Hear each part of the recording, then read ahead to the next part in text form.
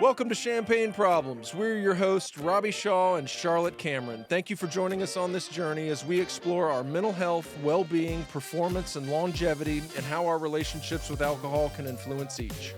No shame, no labeling, no judgment, just curiosity. Welcome back, loyal listeners. Today, Charlotte and I are here at Everybody Studios, and we'll be speaking with Celeste Yvonne. Celeste is a mom, a writer, a marketing professional, and one of the founders of Sober Mom Squad. Her work on parenting, the mental load of motherhood, mommy wine culture, and sobriety reaches mothers around the world and has been featured in the Washington Post, Huffington Post, Good Morning America, and the Today Show, among many others. Celeste is more than 5 years sober, and we're delighted to get to speak with her today. Let's go to Celeste.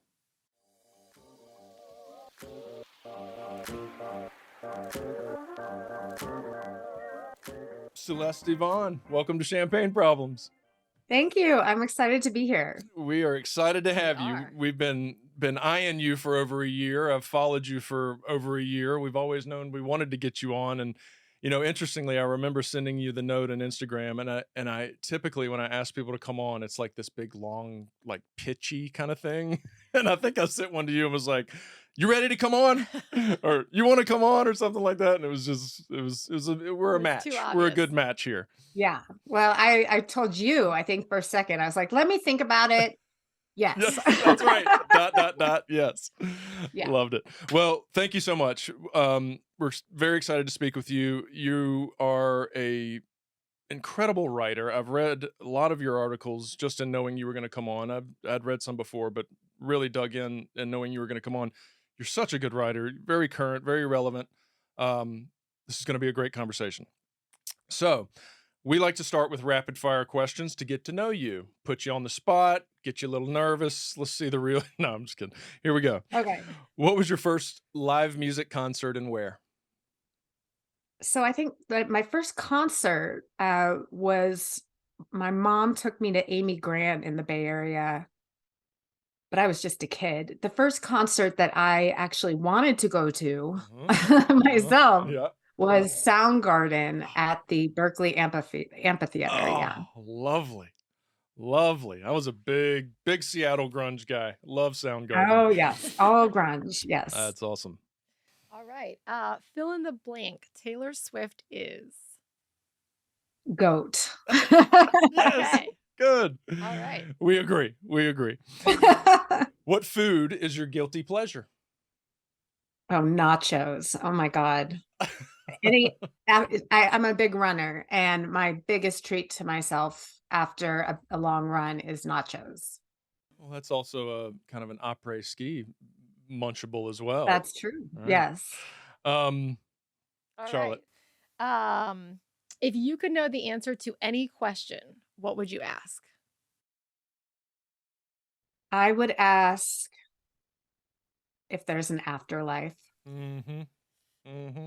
I would be very interested to know, and it would answer a few home debates we're currently having. Oh, that's good. So you could resolve that ongoing disagreement. Change the course of life as we know it. Sure. Pretty much. What is your favorite city or town in the U.S. aside from the one you live in? My heart will probably always be in Oakland, California. It's where I grew up, and culturally, there's nothing like it. What does that mean? I mean, I've been to Oakland, but I'm not, well versed in the culture there. What does that mean for you? It's so diverse. You can see a little bit of everything. The food options are endless. It was a really awesome place to grow up. It was an amazing place to get a taste for diversity and all facets of life. Wow. Sounds amazing. I not only listened to a lot of grunge growing up, but I listened to rap my whole life. And Oaktown produces quite a few good rappers. Yeah. And, Berkeley too. Berkeley really built a lot like Green Day. Yeah. Yeah. They are Berkeley folks. I mean, we produced, I say we, like I was part of this You, That's process. right. you and the team, you and the team. I do that with Exactly. I'm from Detroit with rap. Like Yeah. we have done this. The D. It's like, Yes. yeah, the honor of showing up to a concert every once in a while. Exactly. We put Eminem out That's there. right. We did that. Right.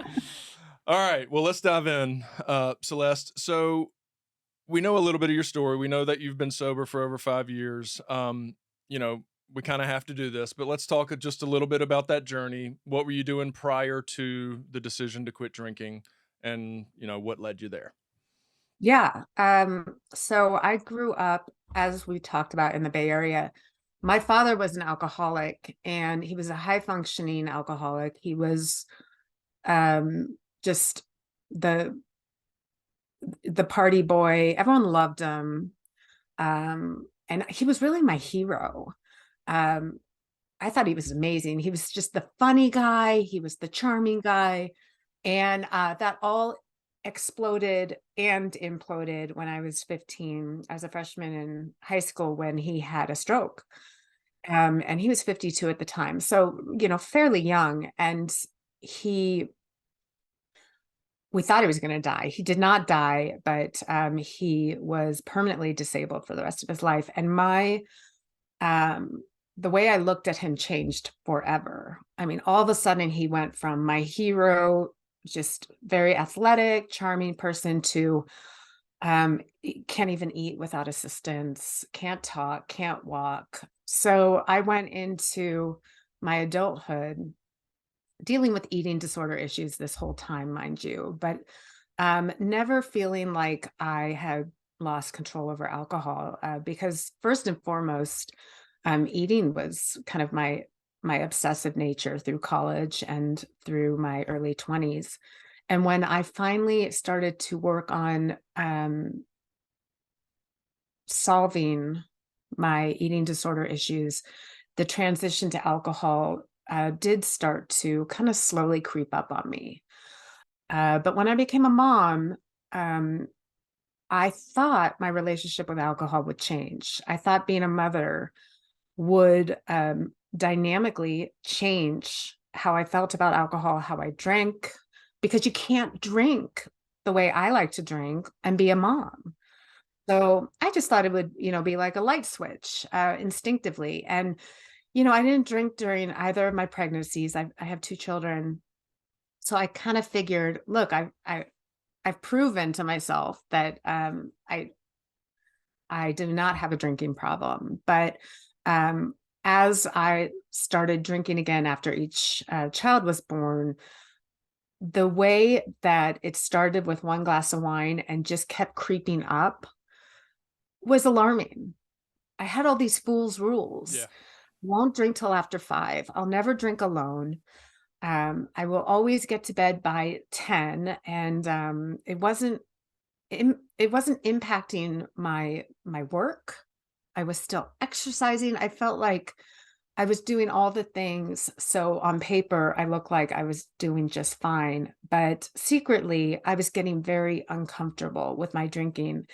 Speaking of secrets, I started hiding how much I was drinking to my husband, because I knew it would look alarming if he saw that I was consuming a bottle of wine a night towards the ends.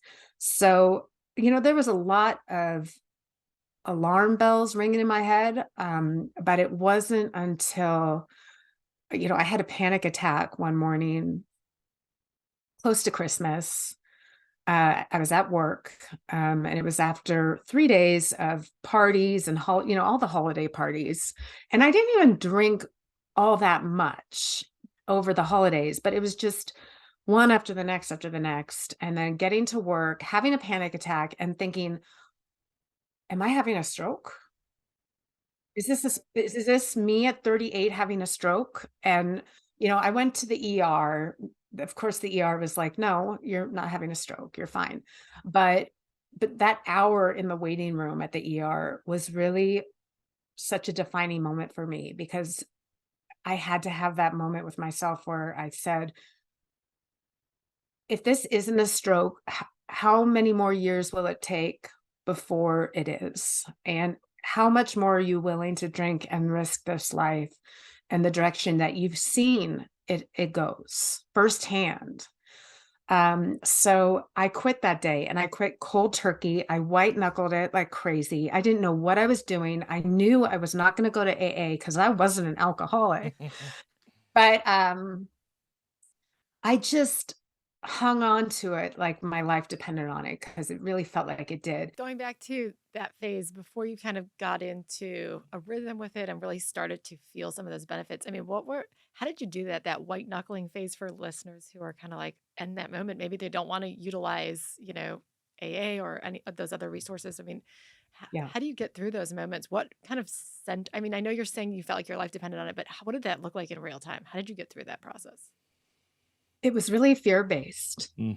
absolutely fear-based. And when I am talking to people now, I do not recommend this strategy. Like, Right.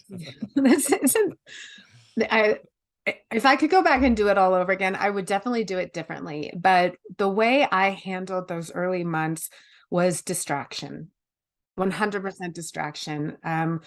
I exercised more. I tried to shake up my routine. I did tell my mom and my husband what I was doing, so I had accountability. And I I really was, yeah, being led by fear of what would happen if I started drinking again, where that could take me. Today's episode is sponsored by Athletic Brewing Company, America's leading non-alcoholic craft brewer. Have you been thinking about cutting back on alcohol but still aren't sure if near beers are for you? Check out Athletic Brewing, the most decorated non-alcoholic brewer in the world. Athletic produces a wide selection of great tasting brews, including IPAs, Goldens, Darks, Lights, Sours, and more. Their non-alcoholic beers have won over 70 awards and are fit for all time, so you can drink them anytime and anywhere. Now you can enjoy great tasting craft brews all night long and still be ready for whatever life throws at you tomorrow. Right now, new Athletic customers can receive 20% off their first order when they visit athleticbrewing.com and use the code CP20 at checkout by August 31st, 2023. Thank you for sharing all that. I have a somewhat similar experience, although my consequences were a little different, and you would have labeled me as an alcoholic, no question, because I did do all the drinking in the morning and that stuff, but it was because it just progressed to that point. I wasn't always at that point, so I was, Right. back where kind of you were at various points in my life. My question is, I recall my father was an alcoholic as well. And I used to watch and, without even consciously knowing what I was doing, I was creating judgments and opinions and I was soaking this stuff in. And I do want to be like that, or it's okay to be like that, whatever was going on in this child brain of mine. But at the same time, going along through life, through my teens and my 20s, I knew deep down that what I was doing was not good. And whether it was, fitting some mold or some definition of alcoholic or not, I watched my father, therefore I knew it wasn't a good thing.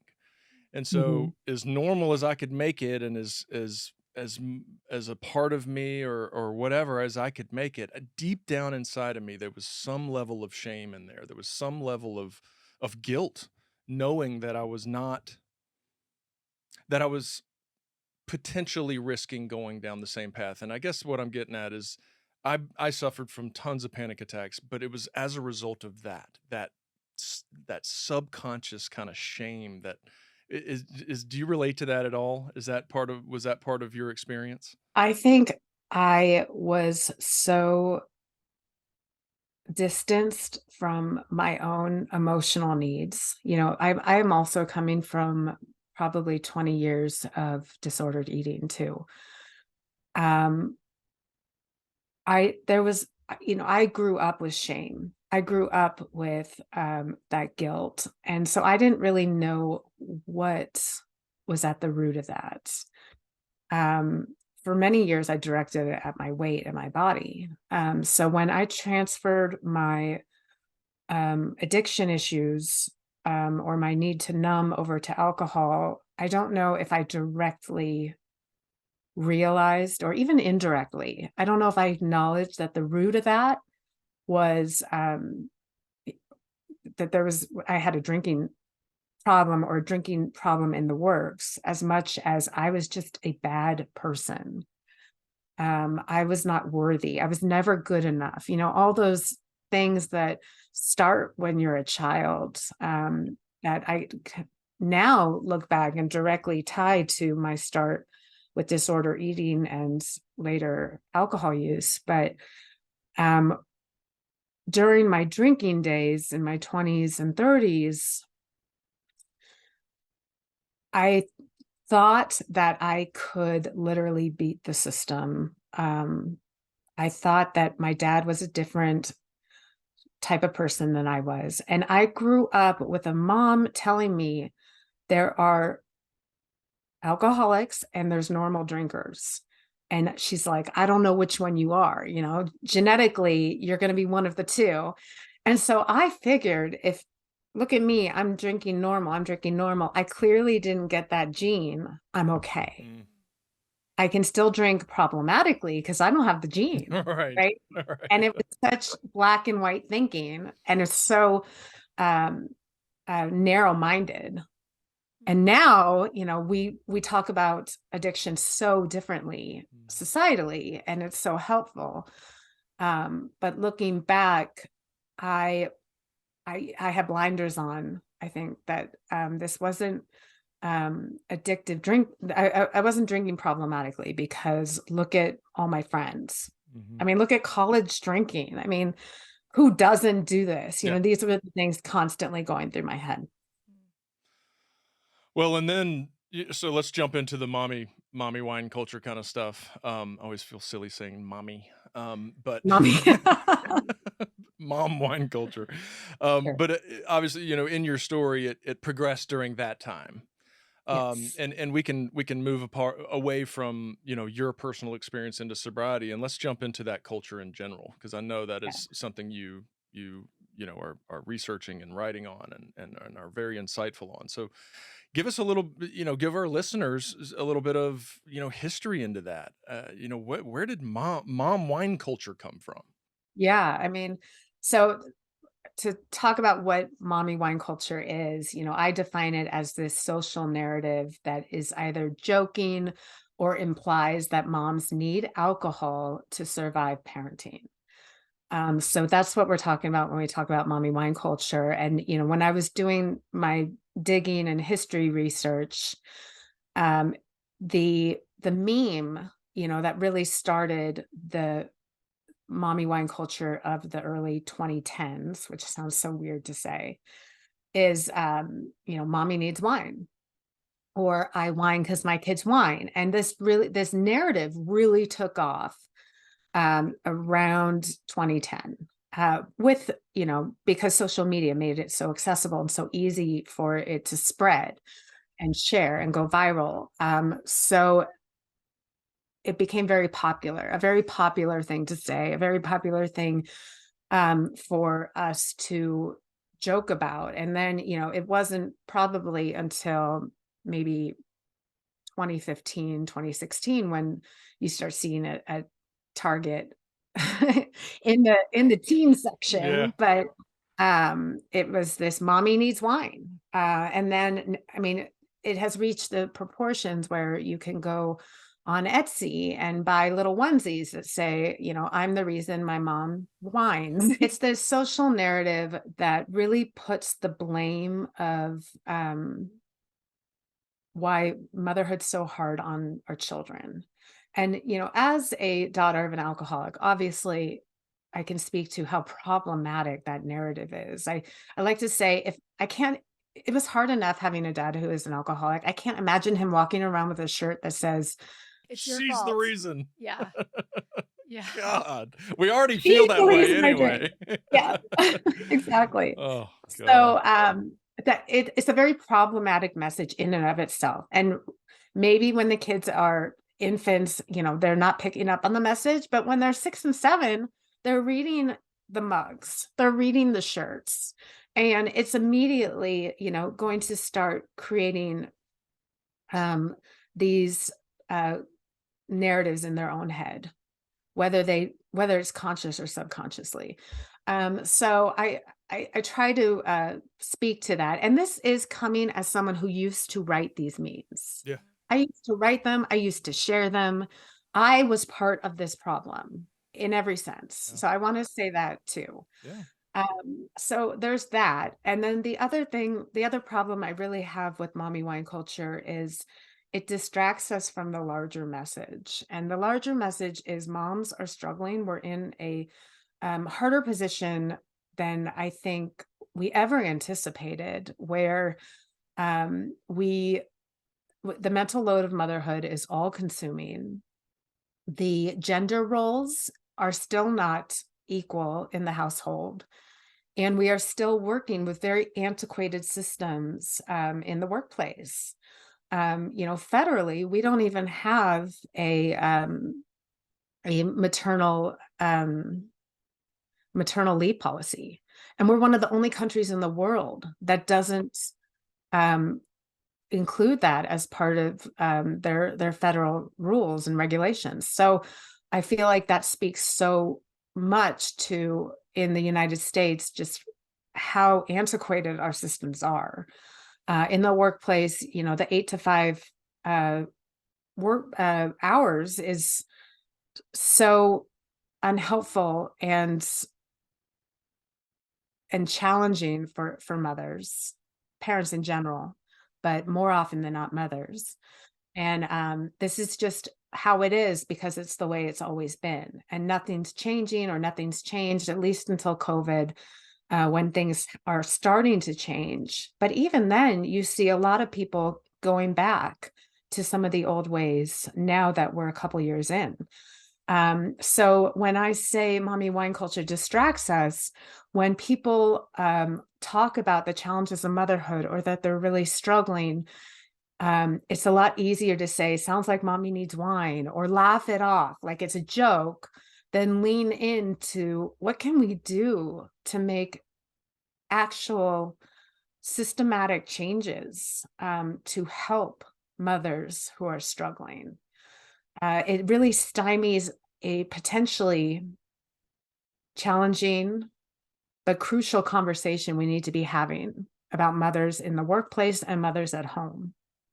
So that's another problem I have with mommy wine culture. And then, of course, the last part is something we all know, which is alcohol is not the solution. Right. We should be pushing on, especially new mothers who have at least 10% chance that they're going to struggle with postpartum depression, who are lacking in sleep, who are their entire life just got upended, to suggest alcohol is dangerous and stupid and the opposite of what mommy probably needs. And it infuriates me that that is the message more often than not when a mother reaches out and says, on social media or even in person, they're struggling, that we make a joke and say, it sounds like you need some wine, or let's go out for wine. I mean, that is not the direction we should be going. That's not the advice we should be offering. These are real cries for help. And we should be doing something substantive about it. Hmm. I love that. I mean, if I hear you correctly, it's kind of putting some power into the hands of women too, to not take those moments and just provide a joke or sort Yeah. of misery loves company, right? To really say to somebody, hold on a minute, I hear you saying something. This is a lot. What could I do to help? Is that right? Like we can kind of Yeah. start shifting into a more intimate, connected place if we remove this joke that we've all sort of just come to accept.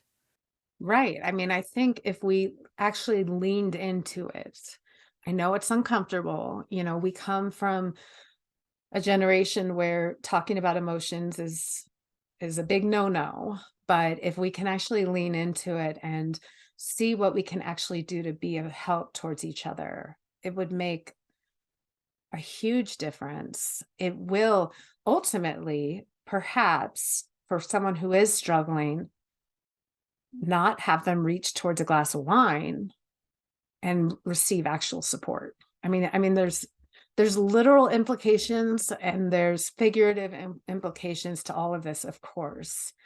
But at the end of the day, it's doing us.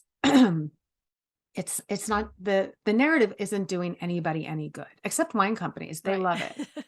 Right. Well, and that's a perfect segue into why in the hell is this going on so much in the public eye? Why is there so much marketing? And, I mean, my mind goes to like, these people in the boardrooms like twiddling their fingers going, ha ha ha, like we're gonna attack the weak, and do you think there's some truth to that? I mean, not the weak peaks, but there is a lot of obviously very much pressure on women, uh, clearly as mothers. Do you think they sat there and said, man, they'd be perfect to push some unhealthy coping mechanisms on? Yeah, and the book Drink by Ann Dowsett Yeah. Johnson really digs into the research of this, and looks at the marketing playbook of alcohol companies.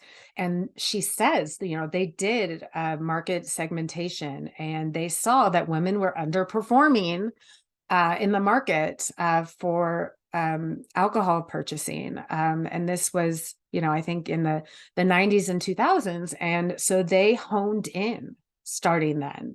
They really honed in. And since then, we see it everywhere. They call it pink washing, where the marketing towards not just mothers, but women in general has skyrocketed. And um, it's not it's not a coincidence, that the explosion in addiction in women has grown in recent years. Like it's not surprising at all.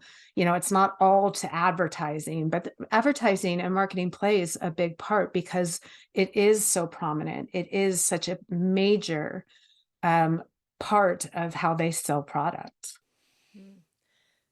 So I'm not sure again, but it sounds like to me the empowering piece here is that the opportunity to move away from that really lies with women, right? Like to decide that's not what we need. We're going to advocate for each other, for ourselves, for a different way, for different tools. I realize this is big societal, political. There's a lot of layers here.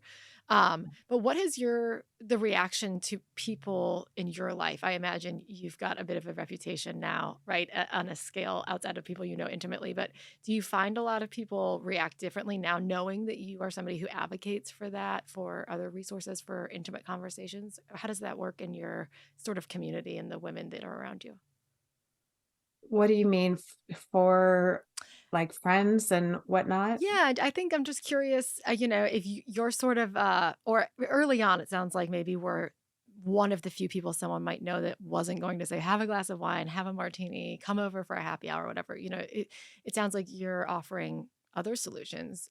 You're an outcast Yeah, now. yeah.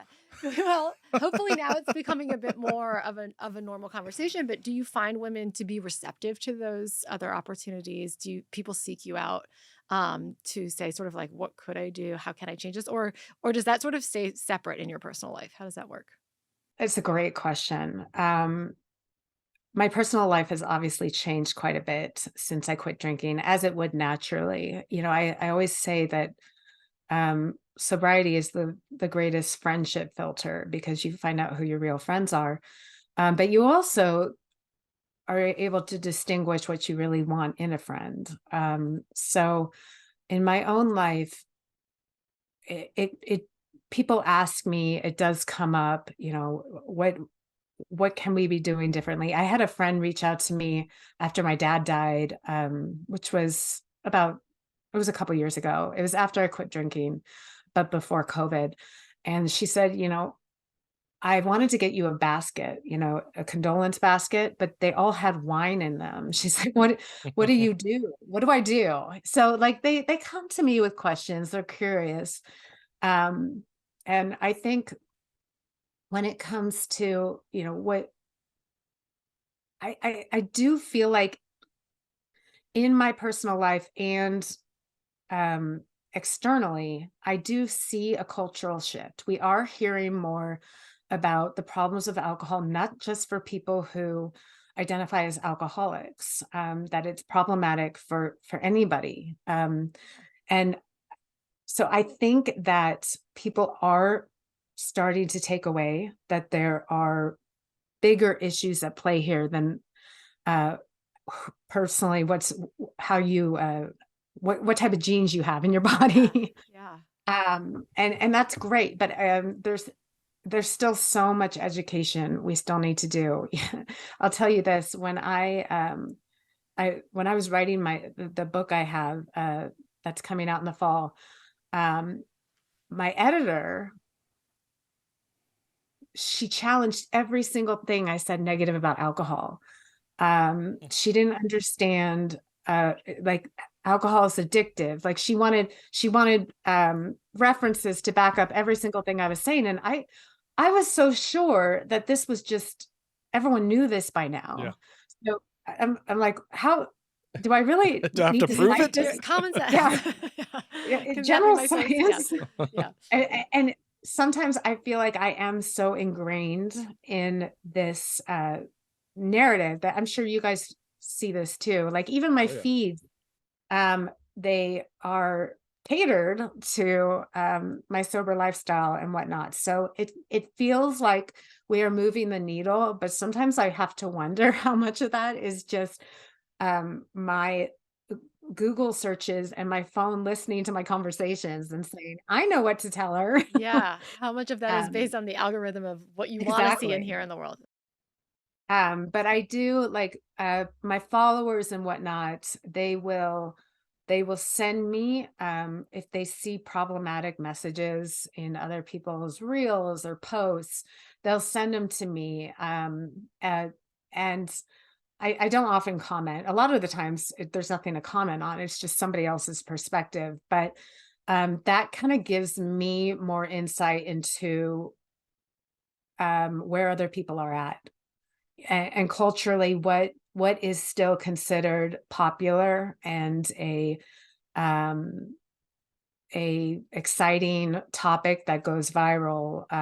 And I'm not seeing so much of it in the mommy needs wine conversation, and that gives me hope, um externally, outside of my own, personal life. So I don't know if, again, the whole world around me is still obsessing over the narrative, or and I'm just so immune to it, or I'm just not seeing it. But I do have hope. I think that since books like Drink and Holly Whitaker's Quit Like a Woman came out, it really shifted culturally how we speak about alcohol in a really good way. Me Yeah. too. And I straddle both. I think mine is probably a little bit less selected. I do drink somewhat and have a lot of people in my life who drink. And I think I see a difference all across the board, to be honest. Mm. Even with people who historically have been drinking without really giving it a second thought, I see a lot of people tuning in and saying, just, maybe abstinence or sobriety is not the path for me, but there's something calling me to just sort of like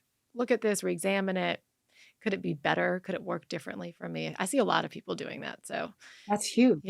it's encouraging. I mean, Yeah. the fact that dry January has exploded in Massive. recent years. Yeah. I think that is additional proof that people are being more mindful about it. Yeah, and the NA market, right? I mean, there's so many new Yes. products. I know I've heard you talk about that on various podcasts. I know Yeah. we've explored a lot of those products and the founders behind them and what drives them. And a lot of those founders are not necessarily sober, but don't really drink or hardly drink. And so that's an interesting piece of the puzzle too. That whole group of people who want to change, like you said, even though they maybe don't identify with any kind of label that would call them to be completely sober for those obvious reasons. Right. I think being sober in today's day and age is so much easier than it even was for me 5 years ago, because there's so many more options. People are more mindful and aware of why somebody wouldn't drink. You don't feel this need to defend yourself. It's an empowering time to be sober. Yeah. And you've sort of famously spoken to that idea that alcohol is one of the only drugs we have to defend not consuming. Do you feel like that's shifted a little bit now, and that there isn't as much of a pressure on that? I hope so. Yeah. I think so. but I hope so. Again, I kind of live in a bit of an echo chamber in my social media, but I see less pushback when I post about choosing sobriety or questioning the narrative than I used to, even just a couple years ago. So I see it um, in um, in what I'm doing and my writing already, and that's just been in the past few years. That's amazing. I mean, the amount of people just I know in general who, don't even consider themselves sober, just stop drinking because they, for all these reasons we're talking about. And also I heard someone recently throw up actually we spoke to a church group recently, and the reverend like had a bunch of stats that she wanted to give us to speak on, but we didn't. But the one of the stats was like somewhere around like teenage drinking and how it's just decreased tremendously statistically now. Decreased. Yeah, I mean, reporting, obviously that's a factor as well, but I do think the younger generations are this it's more normal to look at alcohol the way that we're all kind of starting to, and that's exciting. um I don't know, there's been something I wanted to say during this entire conversation, and I'm not sure it lines right up with where this conversation is going, but the one thing that I notice a lot is the difference between how females are looked at in their drinking and how men are looked at in their drinking. Now, I know that is somewhat commonsensical, and I think I'm not um, saying anything that nobody already knows, but I just look at the kind of and relate it to the mom wine culture. It's like they go, oh, there's a gap in the market. Women aren't drinking as much. Let's market to them and let's push this big thing and make all the women drink. And now they're drinking a lot. Now let's shame them because they're drinking too much and they shouldn't be drinking as moms. And da da da. There's no winning. There's no winning for the female, right? And men can drink all day long. Men can drink.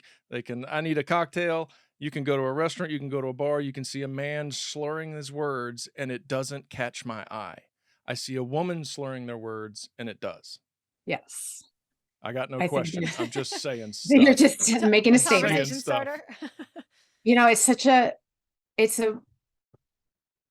I see it both ways. There is additional pressure on the mother because from a gender role, mothers statistically do more of the parenting still, even in today day and age.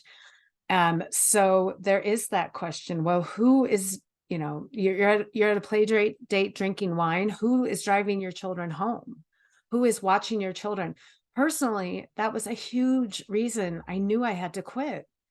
I am the default parent.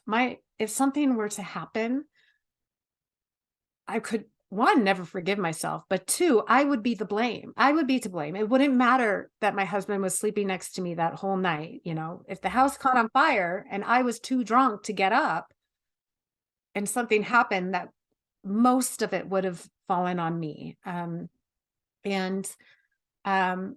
that's something that, I think culturally over time, as we do work towards more equality in household and parenting roles, that will shift.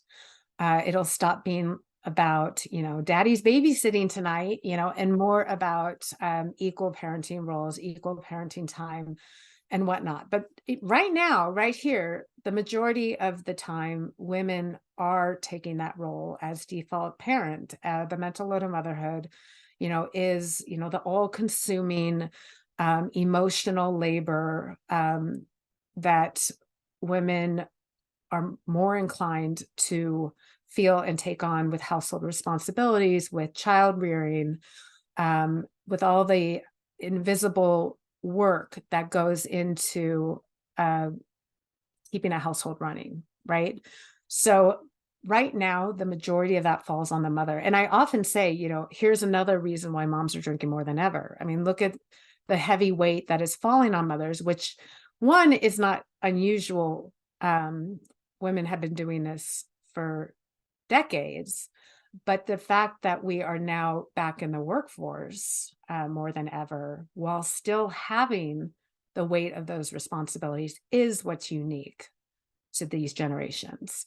Um, and without, you know, without the assistance or support that we need to take that on, I look at the rise in drinking and I say, no wonder. But on the other side of this is more research that I did, daddy beer culture. This is something else people comment on a lot. Like, you can't go at moms for mommy wine culture and not talk about daddy beer culture. Like, that's not fair. Daddy beer culture is a thing, and dads and men have their own pressures to drink. I mean, when you look at sporting events, um, I imagine the pressure to go into a bar and drink with the other guys while you watch a sporting event must be hard. Um, I imagine abstaining from alcohol when every other man around you is drinking would be a challenge. You would be told to man up, that you're being a wuss or whatever. So men do have their Lightly own put. challenges. Yeah. I like that. I'm so glad you brought that Wuss. up. That's what I get You called like what all I the time. said? Yeah, that's right. Where you I'm said, making it PC. Yes, yeah, yes, PC yes. words. I'm so glad you brought that up. And I've heard you speak to Fair Play before. And Yes. I think it's a great resource. I don't know if you've read or watched. There's a film version now made by our friends at Hello Sunshine, which is an incredible resource if you're not really familiar with exactly what you're talking about. But what I love about that approach too is exactly what you're saying. It's not anti-man, right? It's anti what we've been doing. It's not really working for anybody. It's not working for men or women. So how can we not be divided on that and instead come together and say, let's figure out what will work for everybody moving forward. Right. In particular, in this case for women, because it's really not working. But I don't know that we're saying it's men's fault either. Right. And, men have been so underprepared for parenting up until now for this very reason. We expect the mother to take on the roles. So nobody's helping the men out to take on the fatherhood roles. And there was a report done, I think by Mass General Hospital, a couple years ago, asking what percentage of new fathers felt prepared to be a father. And it was a ghastly number, because these men were going into parenthood not really knowing what to expect, probably not getting, when the doctor comes in to talk to me and my husband about our child, he looks at me, right? He's looking at mom. And that's not really fair to my husband, the father of our children. And hopefully we can, make more changes where the assumptions and expectations and the amount of time we are putting into helping equip new parents is going both ways. So not only fathers feel more prepared, but then they're more willing to step in and do their part. I like it. I'm always so curious your thoughts on this because your daughter's a little bit older now, but Right. Robbie, you were a full-time parent for a big chunk of I her was a younger stay-at-home dad. childhood, right? Yeah. Yeah, So and I had no idea what I was doing. Mhm. None of us do, right? Right. I mean, that's the thing. None of us know what we're doing, but we look to the mom like she should. yeah. Did you feel, as the stay-at-home dad, did people overlook you or dismiss you, wanting to know where the mom is so we can talk to the boss, Oh, kind of thing? absolutely. Are you off today? I get that asked that all the All the time. time. Yeah. And even now when I'm an entrepreneur and don't work for someone, "You off today?" No, I'm not. I'm Yeah. just getting coffee. Yeah. Yeah. No, I'm not off. It's just school pickup, right? Someone's got to be Right, picked it's up. school Yeah. pickup. Yeah. Yeah. That's Yeah, interesting. exactly. Well, I know we're short on time, but I'm so curious to know, outside of educating ourselves and these bigger conversations, what are the solutions that women and men, people, communities can be putting in place right now that can really support women, maybe, right, and parents Yeah. move through this, hopefully into a space where alcohol is not the solution that we all either know of or joke about. Right. I think it starts with education and awareness. when for me personally, when I realized I had been numbing myself out to probably some of the pain points I was having in early motherhood, and I sobered up, that's when I kind of started to get angry and really wanted to figure out why this was the way it was and what we could do about it. And I think for more and more women in new sobriety, they feel the same way. Like I've I've been numbing out to this problem for long enough. What can I actually do now? So I think that's the first step, is kind of taking the blindfold off. And then, I do think it comes down to speaking up and um, speaking out about um, how workplace culture is so challenging and so hard, especially on new mothers. And then it comes down to voting, and voting for policymakers who are going to make uh, better changes. So we do see better maternal health care. So we do see legislative changes that will empower mothers and women in the workforce. Um, that's where I see major change that can actually happen. I think as this culturally, as this narrative starts to evolve, which we talked about earlier, that it is happening, I'm hopeful that we will see policies change to adapt. Hmm.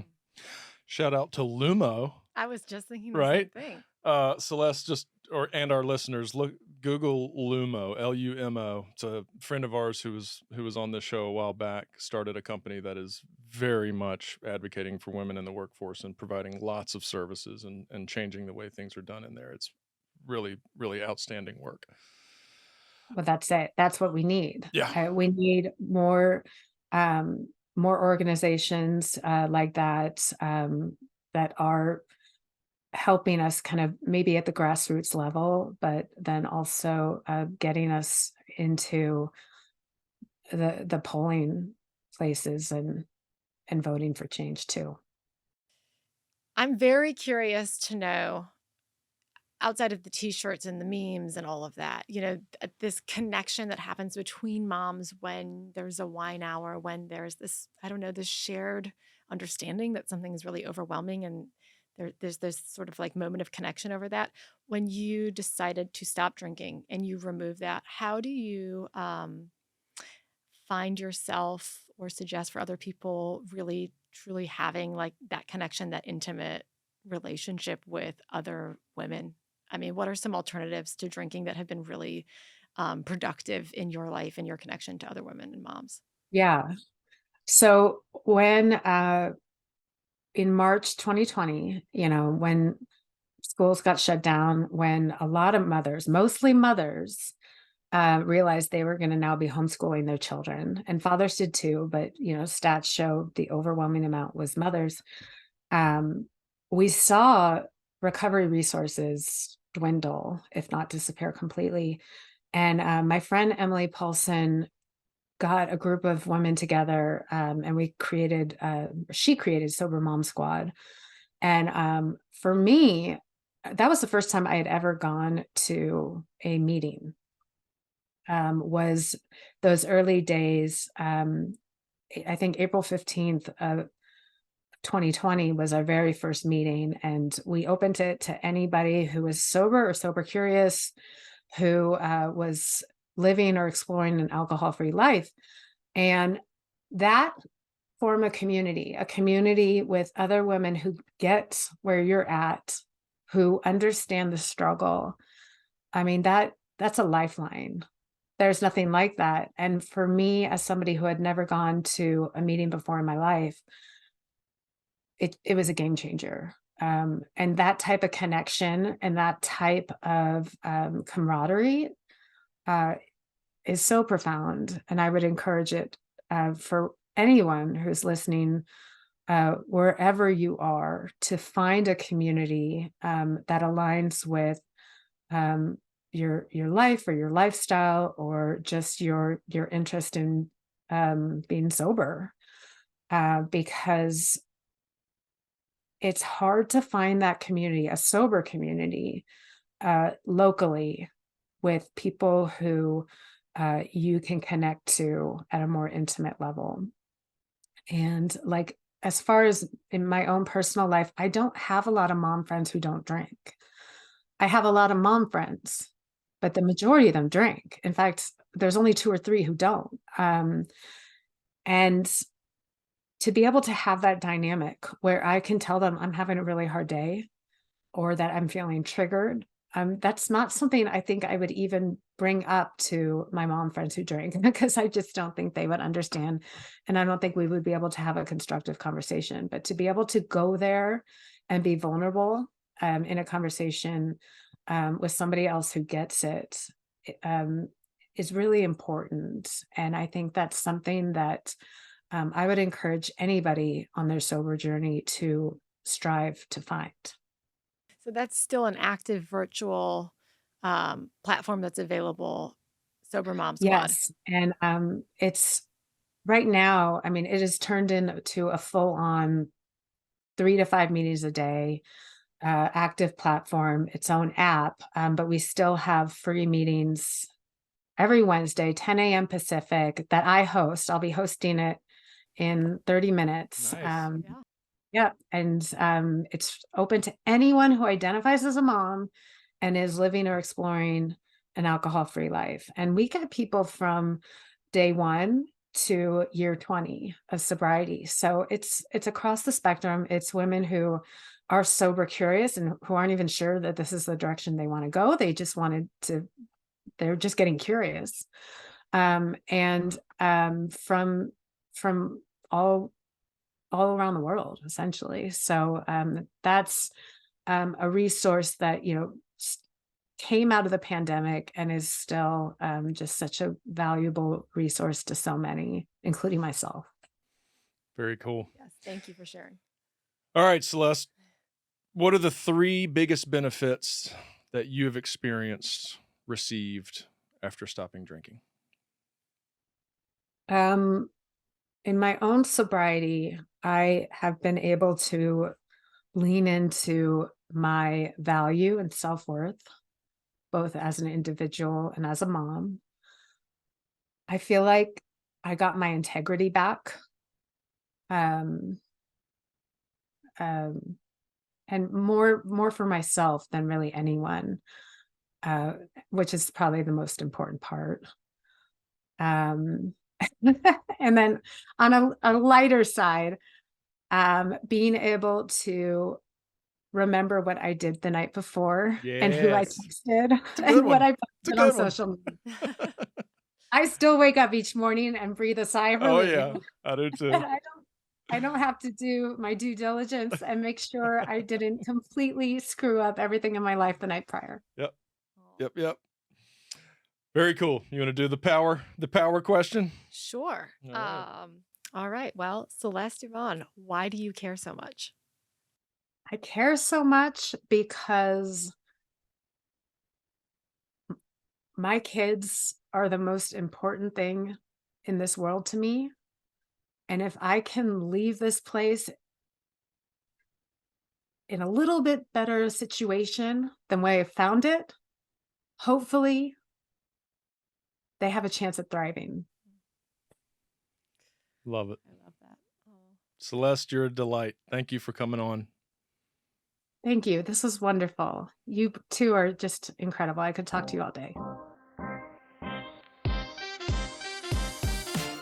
The information and opinions shared on this podcast are solely those of the host and guests and are not a substitute for medical advice. If you feel like you may need professional help, here are some resources. Visit Patrick Balsley's practice, sanacounseling.com, Robbie Shaw's practice, eventiderecovery.com, or visit theblanchardinstitute.com.